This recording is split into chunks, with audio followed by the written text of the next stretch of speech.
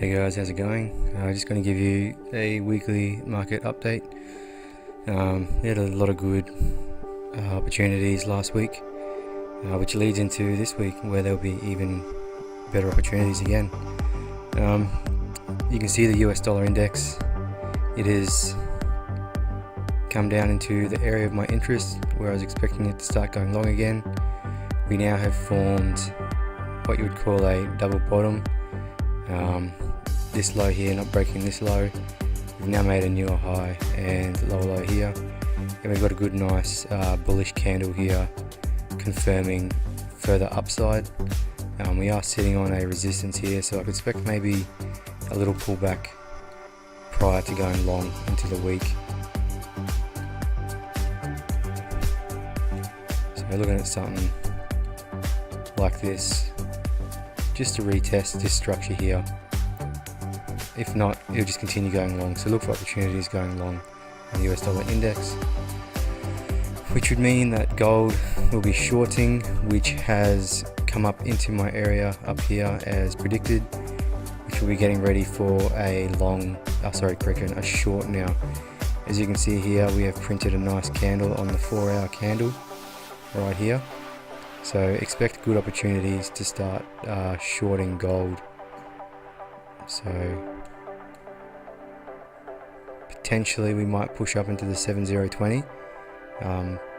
That's okay though, you can pretty much short gold now. So Euro US dollar, it came up into my area of interest and reversed pretty much to the T, and I'm expecting to keep shorting Euro US dollar now, which goes hand in hand with the US dollar index. So no change to the draw up. British pound US dollar didn't push up as high. I just started shorting. I found a good opportunity to short here, and obviously taking that move there. So I could potentially see a bit of a pullback prior to shorting again. Just reconfirming this structure up here, as we have just broken this range, so we could potentially, it's pretty deep up there, so more or less something like that here. So I'll be looking for selling opportunities in this level up here. Australian dollar US dollar, it pushed higher than I expected. It's reject the 75 cent mark very well, so I'll be looking to sell the pullbacks. So could be looking for it to potentially come back up here again, which will be testing this whole structure here before going short again. US dollar Japanese yen came up to my area of interest, which was in this area up here. Given the US dollar strength, could potentially see two things happen: retest the 3.8 here again, or push up higher to the 5.0. Just play it by ear and watch what happens, really. See what forms around these zones. But this would be the maximum.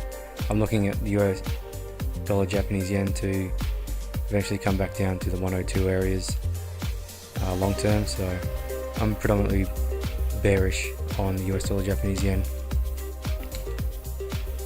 Euro Australian dollar has come up to my area of interest, to the T basically again, and printed a nice 4-hour candle, and it's showing a lot of signs that it's going to keep going the way that these candles are formed up just here.